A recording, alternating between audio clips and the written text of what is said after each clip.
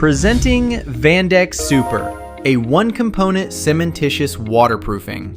When Vandex Super is applied to a substrate, it forms crystals that fill tiny holes in the concrete to stop water from getting in.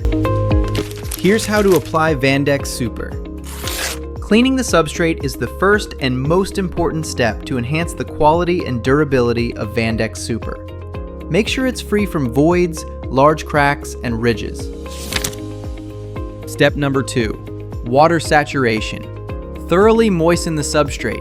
It must be damp but not wet at the time of application. Saturating the substrate improves the adhesion, activates the crystals, and prevent the Vandex Super from drying too fast. Step number 3, gently pour the water to the Vandex Super while slowly mixing it. Step number 4, for the first coating, apply the Vandex Super longitudinally or lengthwise onto the substrate.